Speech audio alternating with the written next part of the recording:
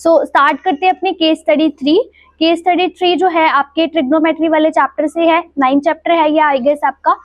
सो इसके अंदर क्या है, Amrita stood near the base of the light house gazing up at its towering height. ठीक है, सो जो अमिता एक लड़की है वो खड़ी है, जिससे वो क्या देख रही है, उसका जो बेस है वो क्या है, near the base of the light house, यानी कि लाइट हाउस है उसके बेस यानी कि नीचे खड़ी हुई है वो, और उसका जो टावरिंग हाइट है, she measured that angle of elevation to the top and found it to be a 60 degree. मतलब अगर वो यहाँ पे खड़ी है जिसको हमने ए माना है, तो यहाँ से वो टावरिंग हाइट को देख रही है यानी कि सी तक को देख रही है, तब जो उसका एंगल बन रहा है वो कितना बन रहा है, 60 डिग्री बन रहा है। Then she climbed nearby observation check 40 meters higher than her original position। Basically अब वो क्या चली गई है, ऊपर चली गई है, और वो यहाँ पे खड़ी हुई थी ए पर, और जब वो बी पर गई है तो ए से बी का जो डिस्टेंस दिया है वो कितना दिया है जी, 40 मीटर दिया है, यानी कि 40 मीटर ऊपर चली गई, यानी कि 40 मीटर हाइट पे चली गई है वो। अब यहाँ से बी से खड़े होकर सी पर जब वो देखती है तो जो उसका एंगल बनता है, position and notice angle of elevation to the top of light house to be 45 degree. तो यहाँ से जब उसका एंगल देखती है वो कितना बन रहा है जी, 45 डिग्री बन रहा है। ओके, सो यहाँ पे हमें क्वेश्चन सॉल्व करने हैं। क्वेश्चन क्या बोल रहा है, if C D is the H meters, अगर सी डी जो है हमारा एच मीटर्स है, बेसिकली ये बोल रहा है, हमें हिंट दे रहा है कि हम उसको एच मानना है। ठीक है, find the distance B D in terms of H, यानी कि सी डी जो है इस वाले की बात कर रहा है, अगर हम इसको क्या मानते हैं, एच मानते हैं, तो हमें बी डी बताना है, बेसिकली बेस बताना है क्या होगा। Okay, find the distance BC in terms of H, ये second part and third part. So पहले हम देख लेते हैं गिवन क्या है, lighthouse is vertical, basically ये वर्टिकल है हमारा सीई, बेसिकली पूरा लाइट हाउस है तो सीई हमारा वर्टिकल है। Height of light house above point D is C D H meters, और ये हमें गिवन है कि जो सी डी है उसको हम क्या मानेंगे, एच मीटर्स मानने वाले हैं। ओके, सो जब फर्स्ट क्वेश्चन हमें सॉल्व करना है, सो हम इसकी हमें बी डी फाइंड करना है, राइट। तो हम इस ट्राइंगल की बात कर रहे हैं, in triangle B D C. So B D C में हमें पता है कितना एंगल बन रहा है, 45 डिग्री एंगल बन रहा है। अब 45 डिग्री के सामने यानी कि हमें अपोजिट साइड देखनी है, कौन सी है, सी डी है। तो अपोजिट साइड कौन है, सी डी, और उसका दूसरा नाम क्या है, एच, तो वो भी लिख दिया हमने। और जो उसकी एडजेसेंट साइड है, बेसिकली जो बिल्कुल हमारे 45 डिग्री के साथ में जो साइड है वो क्या है, हमारी बी डी है, राइट। सो हमारा यहाँ पर हमें क्या पता है, हमारा परपेंडिकुलर पता है एंड बेस पता है, यानी कि अपोजिट साइड पता है एंड एडजेसेंट पता है।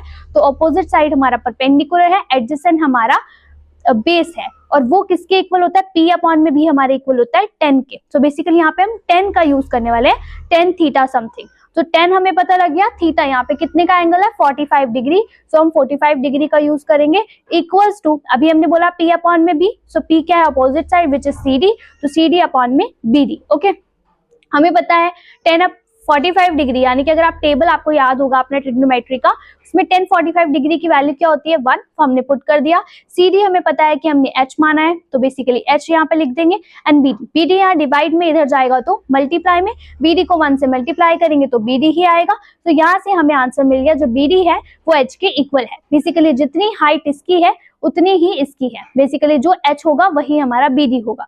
ठीक है, अब हम सेकंड क्वेश्चन पे चलते हैं, जिसमें हमें फाइंड करना है, find distance BC in terms of H। हमें BC फाइंड करना है, BC क्या है हमारे पास, BC यानी कि ये हमें फाइंड करना है। तो हमें पता है यहाँ पर ये हमारा परपेंडिकुलर है, ये बेस है, ये हमारा हाइपोटेन्यूज होता है, तो इसको हम पाइथागोरस थ्योरम से सॉल्व कर सकते हैं। सो ये है हमारा हाइपोटेन्यूज, तो ये क्या हो जाएगा हमारा, h का स्क्वायर इक्वल्स टू b का स्क्वायर प्लस p का स्क्वायर, राइट। तो ये हो गया bc का square plus equal to bd का स्क्वायर प्लस cd का स्क्वायर।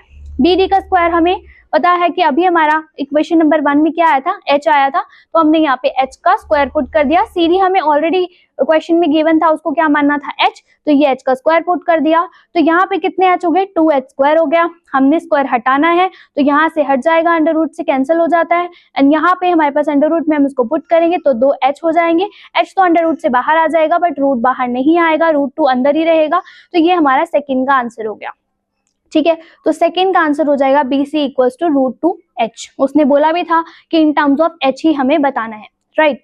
सो क्वेश्चन नंबर 3 पे चलते हैं। क्वेश्चन नंबर 3 में क्या है, find the height CE of the light house, और हमें √3 की वैल्यू भी ऑलरेडी गिवन है, और अगर आपको नहीं गिवन तो आपको याद होनी चाहिए 1.73। ओके, तो हमें CE की वैल्यू फाइंड करनी है। तो हमें पता है CE कैसे निकल सकता है, CD प्लस DE, राइट। तो हम वैसे ही फाइंड करेंगे। सो अगर हम CE की बात करें तो ये बहुत एक बड़ा ट्राइंगल बन रहा है, ये वाला, ये देखिए ACE, ठीक है। सो हम इस ट्राइंगल के अंदर क्या लेंगे, CE हमारा क्या हो जाएगा, अपोजिट साइड, एडजेसेंट साइड हो जाएगी AE, और जो सेम चीज हमने यहाँ की थी वही यहाँ कर रहे हैं, बस वो स्मॉल ट्राइंगल के लिए थी, यहाँ पे ये बिग ट्राइंगल के लिए है। एंड जो 10 की वैल्यू है वो 60 डिग्री है। 10 60 डिग्री क्या होता है, √3 होता है। AE की वैल्यू क्या है, देखो अभी हमारा जो ये BD है, ये H आया है, सेम जितना डिस्टेंस BD का यहाँ पर होगा उतना ही AE का भी होगा, राइट। तो अगर ये H है तो AE भी कितना हो जाएगा, ऑटोमेटिकली H हो जाएगा, ठीक है। तो यहाँ पर हम AE को भी H रख देंगे, H यहाँ डिवाइड में इधर जाएगा मल्टीप्लाई में, तो √3 H आ जाएगा इक्वल्स टू CE। अभी हमें क्वेश्चन में बताया था कि √3 की वैल्यू क्या है, √3 की वैल्यू है 1.73, तो हमने लिख दिया √3 की जगह 1.73 H, ये क्या आ गया हमारा, CE आ गया। ओके, सो CE की वैल्यू क्या से निकल सकती है, CE की वैल्यू निकल सकती है CD प्लस DE, एम आई राइट। CD प्लस DE किसके इक्वल होता है, CE के। ओके, तो CE के जगह मैं क्या लिख सकती हूँ, CD प्लस DE लिख सकती हूँ। तो मुझे पता है जो CD है वो क्या है, मेरा H है, ठीक है। तो यहाँ पे CD के जगह मैं यहाँ पे लिख देती हूँ आपके लिए CD प्लस DE।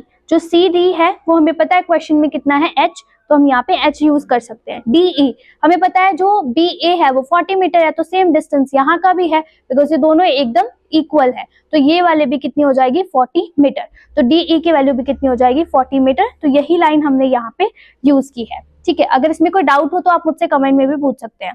तो H प्लस 40 हमने यहाँ लिख दिया, H यहाँ पे प्लस में इस साइड जाएगा तो माइनस में, इक्वल टू 40। अब ये क्या है, 1.73 H है और ये H है, सिंपल H, ठीक है। सो अगर इसका कोफिशिएंट कुछ नहीं है तो क्या होता है, 1। ओके, सो 1.73 में से आप 1 माइनस कर देंगे तो आ जाएगा 0.73 H। Okay, so equal to 40। तो यहाँ पे 0.73 मल्टीप्लाई में है, इधर जाएगा तो डिवाइड में, यहाँ पे इसको डिवाइड कर देंगे तो H की वैल्यू आ जाएगी 54.8। ओके, और हमारा जो CE है इक्वल्स टू 54.8 प्लस 40, बिकॉज यहाँ पे ऑलरेडी 40 पता था, H की वैल्यू नहीं पता थी, वो पता लग गई, ये दोनों को प्लस कर देंगे तो हमारे पास आ जाएगा 94.8। ओके, आई होप कि इट इज क्लियर। सो हमें 3 क्वेश्चंस करने थे, ये वाला क्वेश्चन हमें और में है, मैंने आपको ये 3 क्वेश्चंस करा दिए, ये आपके लिए होमवर्क है, आपने मुझे कमेंट में बताना है इसका आंसर क्या है, और मैं इसका जो आंसर है वो आपको बता दूंगी। आप पहले मुझे करिएगा, सेंड करिएगा, फिर मैं आपको बता दूंगी कि सही है कि गलत है।